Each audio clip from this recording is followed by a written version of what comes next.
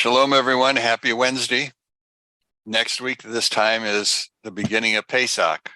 Seems like it was just here, but it's here again. This week is the second week of the study of Leviticus. And as I told you before, it's not my easiest, favoriteest book of all of them. So I decided this time I was going to spend some time talking about little things, mysteries. And so I began to sit down and think about some of the mysteries that are found in the book.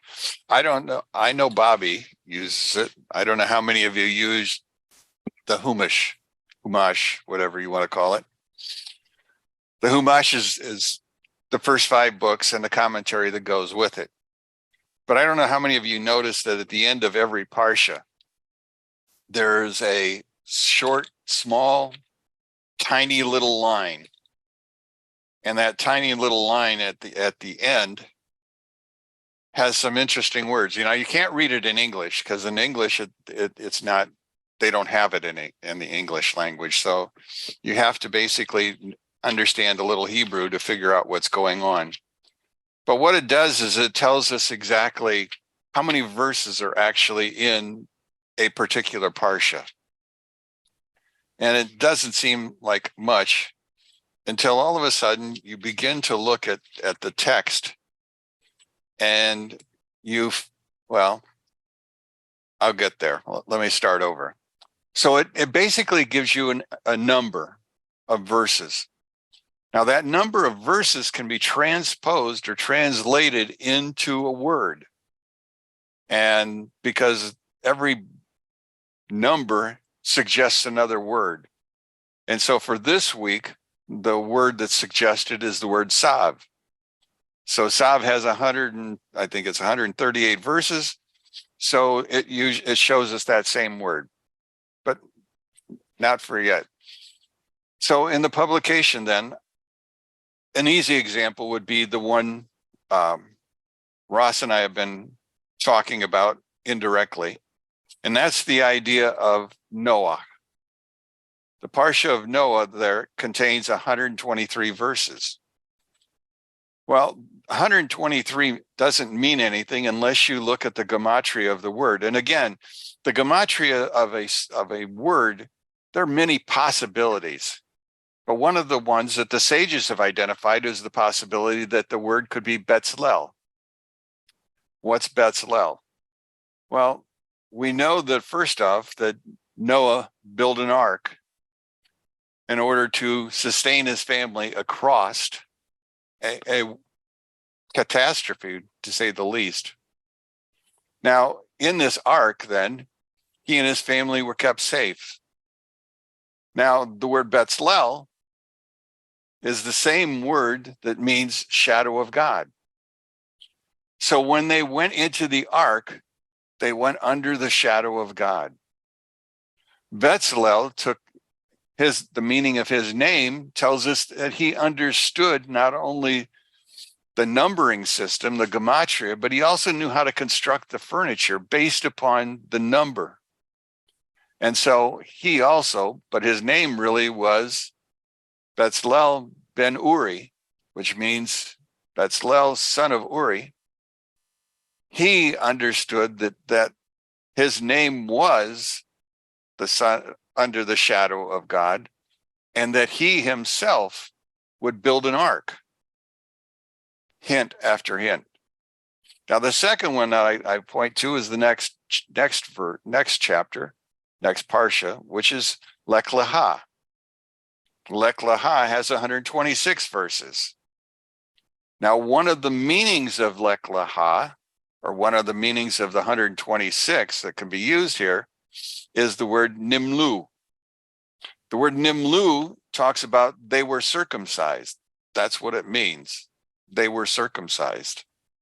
Lo and behold, if you look at Lech Lecha, the very last section of Lech Lecha deals with the circumcision of Abraham and all of his family. Coincidental. Now this week is Tzav, so I'll get to Tzav. And it's actually, I said 126. It's actually, Tzav was 96. But the Jewish sages decided that as they looked at it, Tzav was the correct word that they wanted to see from this, because it's going to talk about seeing. So there's 96 verses here. I say all that to say this. If you were to go through the chronology of all of the sentences in the Bible, according to whoever you use for a counter, you'll find that there are 5,845 verses in the Bible, which is interesting because the sages tell us that's not right. And by telling us that it's not 5,845, they instead tell us it's 5,888. And they come by that by the Talmudic passage that's in Kedushin 30a. Because you see, that's where it tells us that that's how many verses. So the question is, what happened to 43 verses in the Bible? Now, some people will say, well, that's easy. It just simply means that they rearrange some of the sentences. And so some of them are much shorter, and therefore you gain 43 sentences. And so that's why it's really, today it's only 58:45, but back then it was 58:88. But there was a lot of other controversy going on at that time. And there was a man who really, well, he was controversial to say the least. He, well, maybe I should remind you, how do we determine a verse in the Bible? Who established verses? Who established chapters? We say it happened in the early 15th century. Gutenberg's press established a lot of things. And it was the Anglican priest who actually established chapter and verse. Well, we know the chapter and verses in the King James are not the same as the chapters and verse in the Tanakh. First off, we know that Malachi has only 3 chapters if you're reading it in Hebrew, but it has 4 chapters if you're reading it in English. So as we go through, there's differences that are going to be occurring.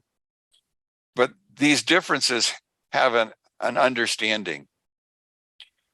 There was a man, a rabbi.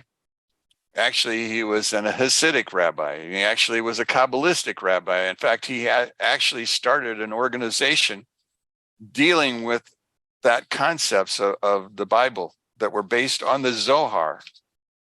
His name was Rabbi Yehuda Hazid. Again, he was in the 12th century, even before they began to write the laws down on a printer. And he looked at the text and he says, well, that's easy to understand. There are 2 places where David got involved in the Torah. Now, David didn't live in the time of the Torah, but David had an effect on the Torah. His effect on the Torah was in such that Rabbi Yehuda said, look at chapter 21 of the book of Numbers.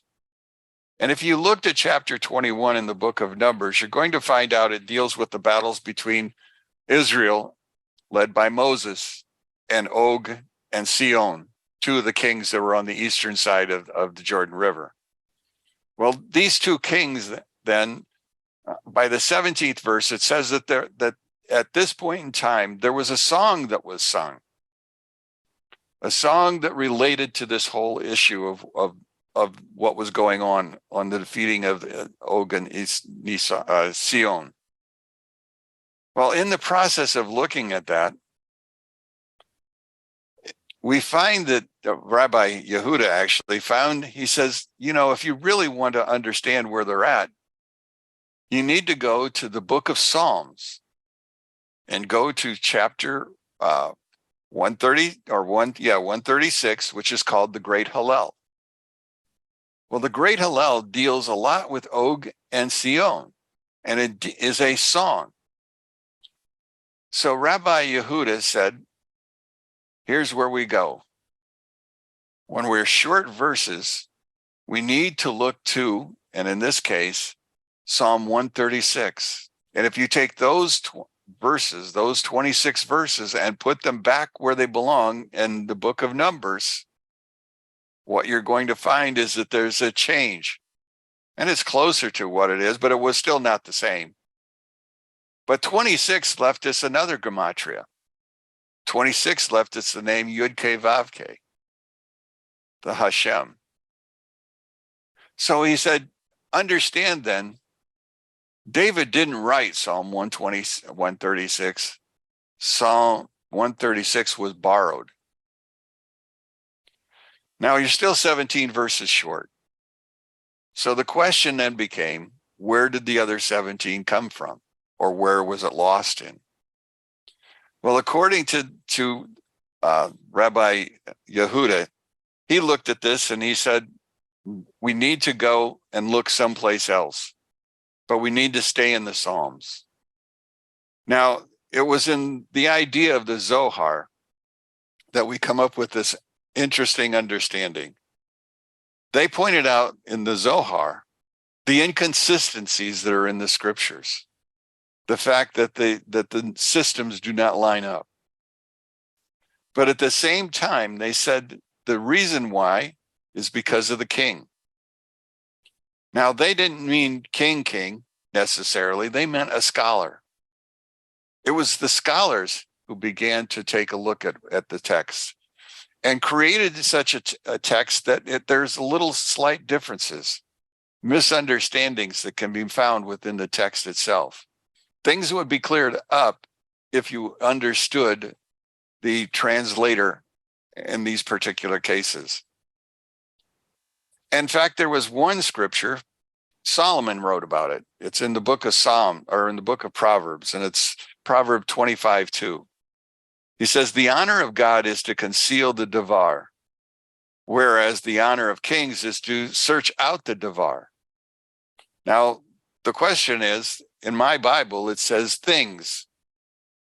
So the text would say the honor of God was to conceal the thing.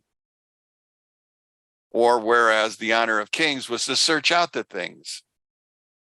But you see, things is only one way to look at the word davar.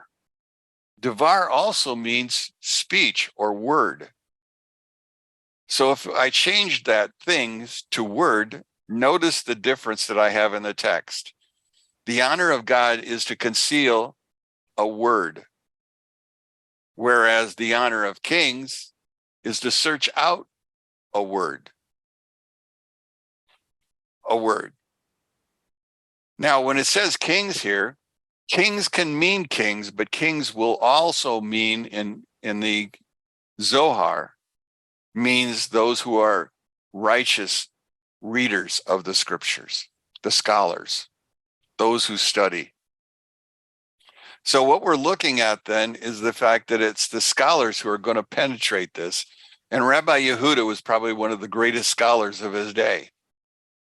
The only problem was he lived in a world where they didn't want to accept the fact that the Bible might be tampered with. And so his writings were hidden away. Nobody was allowed to see them. Well, in about the 15th century, there was another rabbi who ran across his writings and he began to speak to those. But again, the establishment wasn't ready to listen to that. So his writings were put away again, off the charts.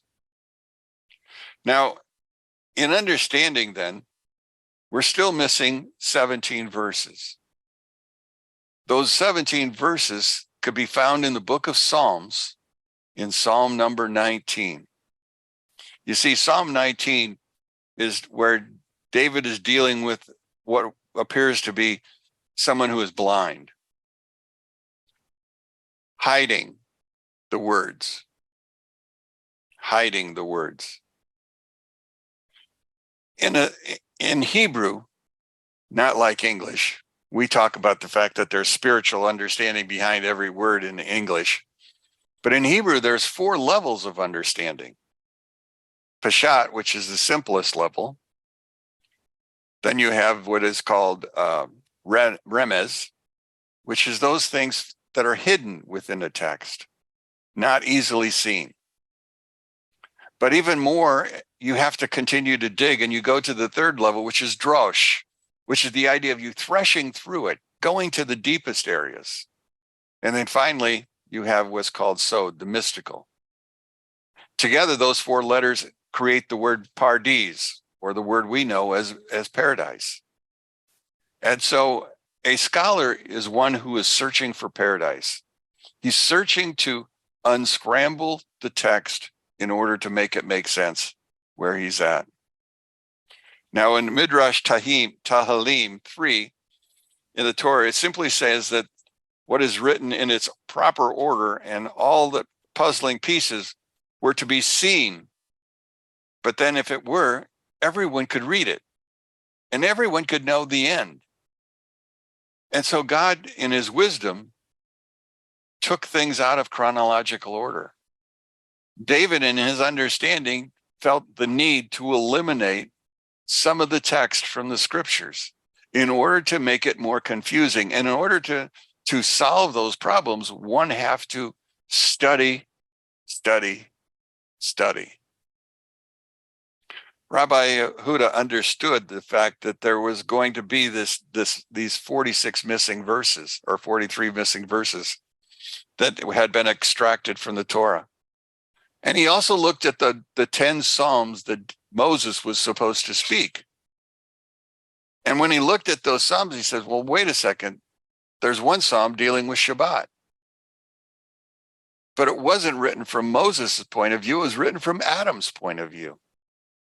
So one of the texts that Adam was speaking, or that Moses said he was speaking, was really Adam who was talking to us. So as we look at all of the Psalms and we look at everything that's there, one has to understand the fact that those 43 missing verses are still in the scriptures. They're just not easily found. They're not in the place where we thought they would be or should be. But they were done on purpose. There was a reason for it. You know, last week I talked to you about the fact that there were two significant sacrifices we should pay attention to. The first of those two sacrifices was called the Olah, or the burnt offering, the offering that rises up. The second offering I talked about was Hatat. Now, I didn't spend a lot of time because I knew Rod was going to talk about them the next day. So I just simply mentioned them to you and gave you an understanding, but those were the two most significant ones. Our story in Parsha today begins in that same vein, because we're going to look at, for just a little bit, I want to take a look at Leviticus chapter 6, and I want to look at those first 6 verses, because you see those first 6 verses deal with one of our two offerings that we have to pay attention to. Now we're going to talk about the easiness of understanding those two texts. But I'm also going to talk to you about the depth of those two texts, or of this text. So let's begin. Now I took my notes from, not from the Bible that I have here, but I took my notes from Rabbi Ari Kaplan, who wrote what I guess would best be called a living Bible. His text is more literal than any of the others. And so I really went after the accuracy. So my words might look a little different than yours, but I want you to follow along. Now, and the Lord spoke to Moses, saying, command Aaron and his sons, saying, this is the law of the elevation or the burnt offerings. Also, we could have used the word Olah. That is the burnt offering that stays upon the mokdah. Mokdah is the word for flame. On the altar all night until morning, and the fire of the altar shall be kept aflame on it. And the Cohen shall don his linen tunic, and he shall don his linen trousers on his flesh, and he shall lift out the ashes into which the fire had consumed the burnt offering upon the altar, and put them down next to the altar. He shall then take off his garments and put on other garments, and he shall take out the ashes to a clean place outside the camp. Now the fire on the altar shall burn on it, and it shall not go out.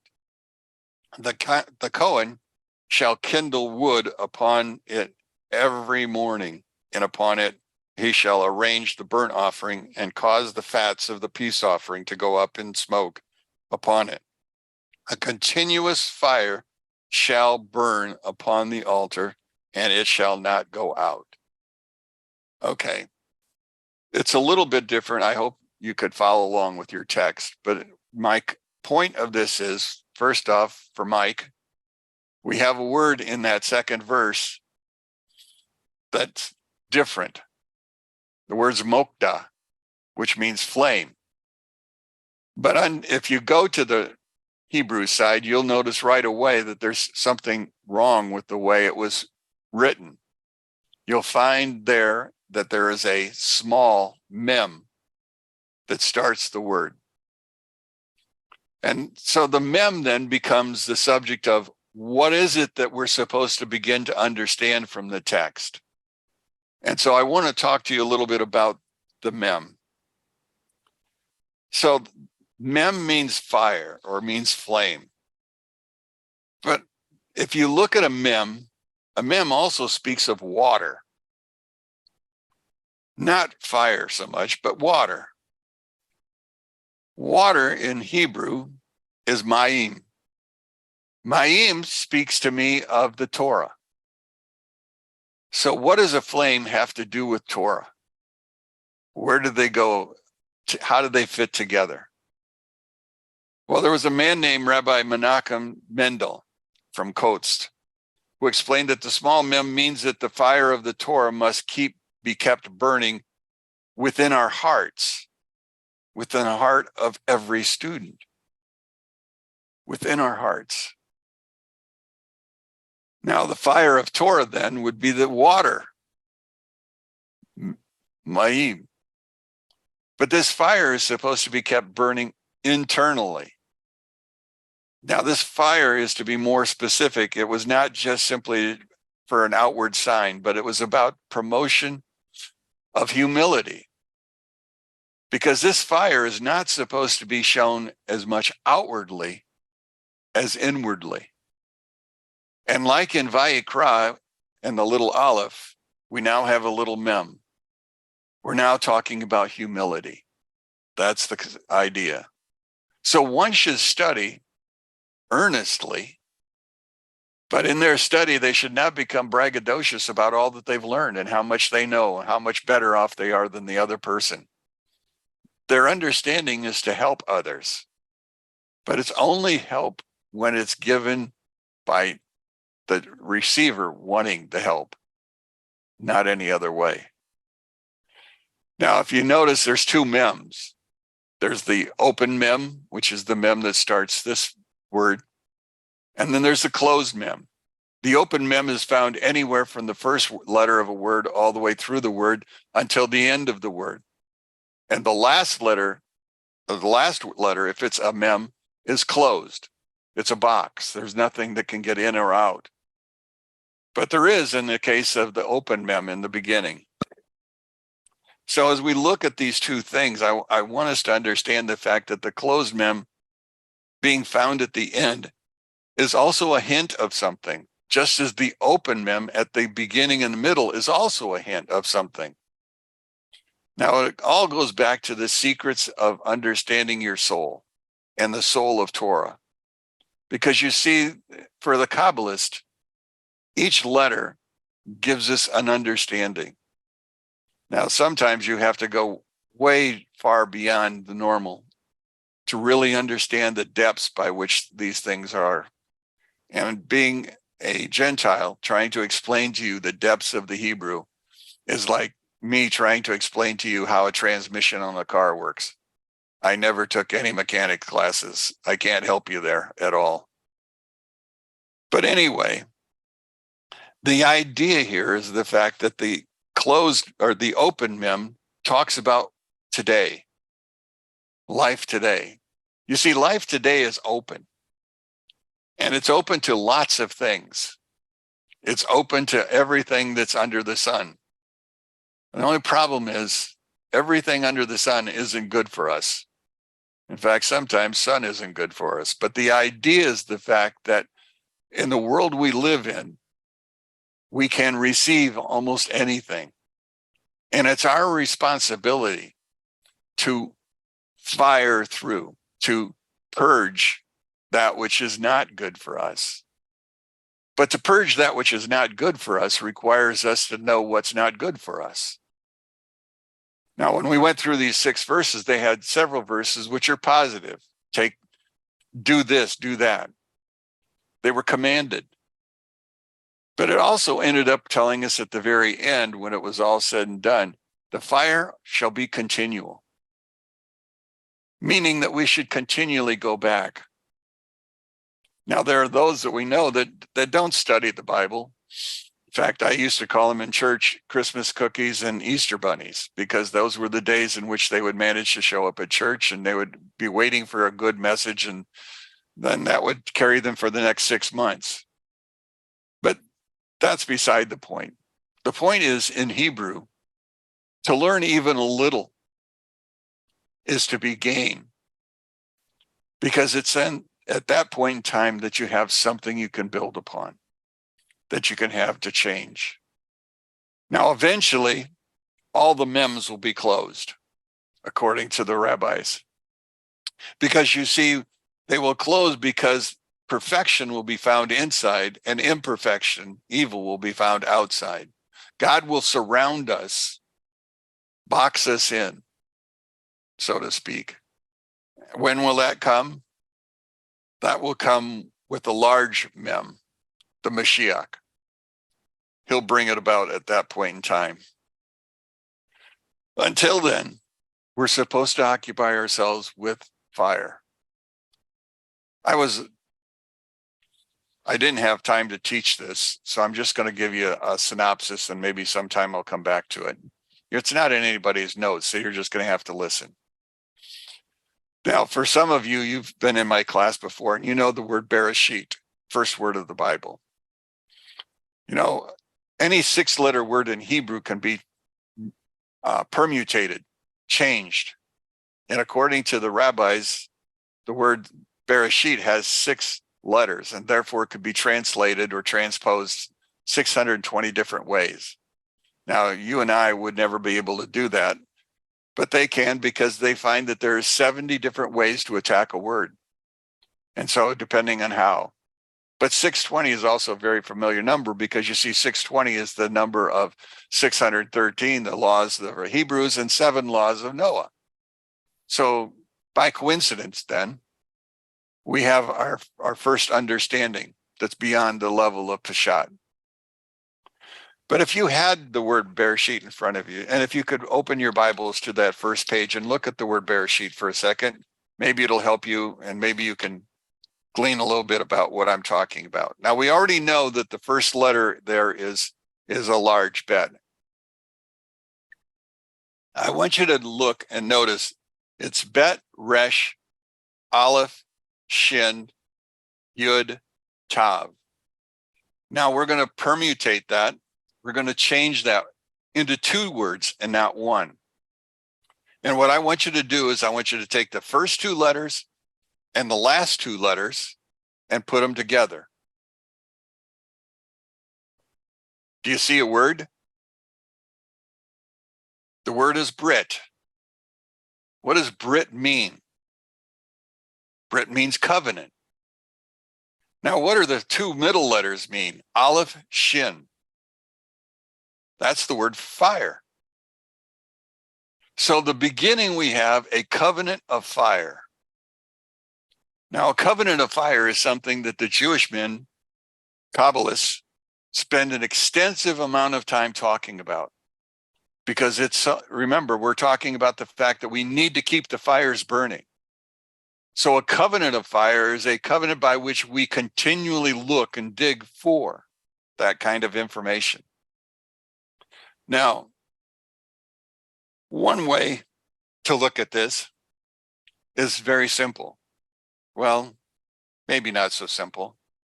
If we were to look at the word man in Hebrew, Ish, it's Aleph, Yud, Shin. If you were looking at the word woman in Hebrew, you have Isha, which is Aleph, Shin, Hey. Both are 3-letter words, But now let's permutate it. Putting the two together, I want you to take the yud and the hey out. Now you've got the two letters for fire. What does yud and hey stand for? Yah, God. God is in man and woman. God is in us all the way from the very beginning.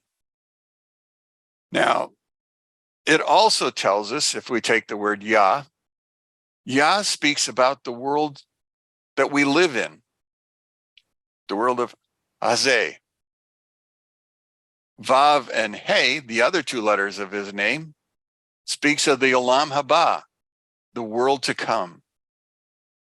So when God put us here on this earth, he put us here for the purpose of dealing with this world, to grow from this and to grow in it.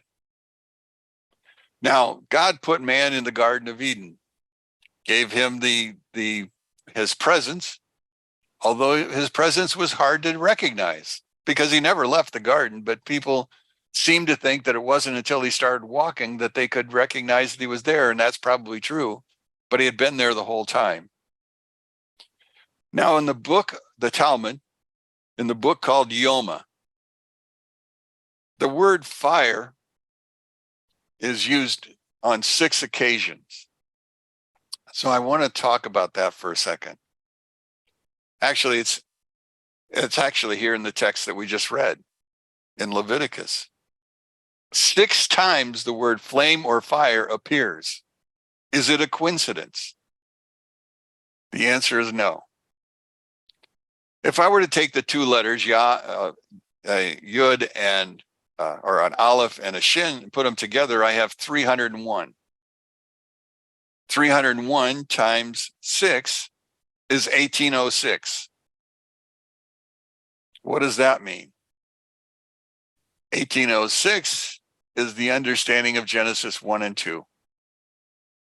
That's the number of letters. Also, if I were to take 1806, I could divide it out and I could say it's 21 times 86. More numbers. 86 is the word Elohim. Elohim, that's God's name. But it's also the word Teva, which means nature. Chapter 1 is about nature. It's about God putting together nature and judging it, establishing it in the way he would have it to be. Okay. Now there are 6 pairs, if you will, 6 pairs of words or common nouns who use the initials Aleph, Shin. And that's what I want to give you now. Because you see, those are 6 pairs of fire. It's not in any notes I've given you. Eventually, I'll plan on teaching a lesson on it, but right now it's just thoughts coming out of my head.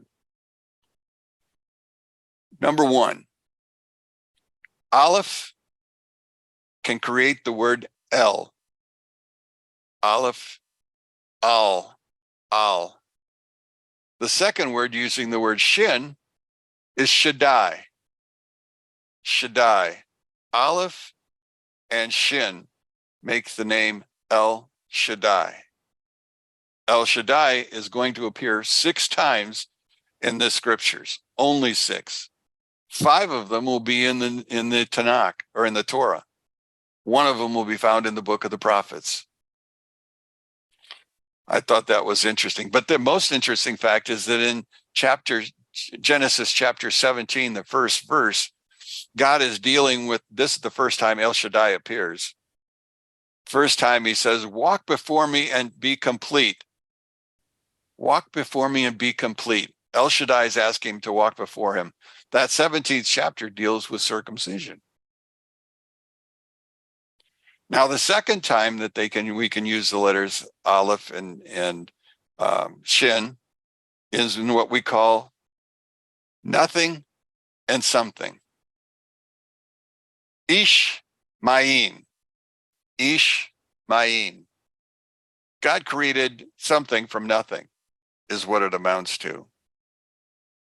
The third time we can have that pair of Aleph and Shin, we are talking about Shemaim and Eretz, heaven and earth.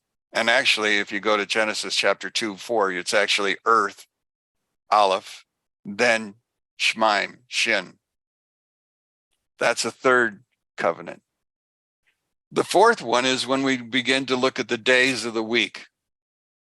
After we create the beginning, the dark, change to light, and all of those things, we have day one. Day one is Ahad, Aleph, Het, Dalet.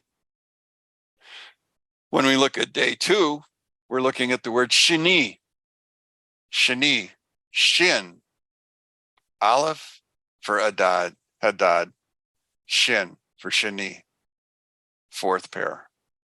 The fifth pair is the first two generations of man, Adam and Seth. The last one is the greatest pair in Israel's long list, but it's also in Islam, and it's also in Christianity. Aleph is Avram, Shin is Sarah. The world is built on fire. It's built on understanding things that you hadn't looked at before. It's looking deeper into the texts. It's taking time, like you folks are, to listen to me babble on, talk. But in doing so, hopefully what you're doing is you're putting away knowledge. Now, you may never use any of this, but if you use nothing else, understand that God wants you to be on fire, to burn with the desire to learn, with the desire to understand. That's enough. I can go on and sermonize, but I don't want to do that. Anybody got any questions? Not that I brought up anything that might be questionable, but anybody have any thoughts or questions about the text, the whole Parsha, not just this one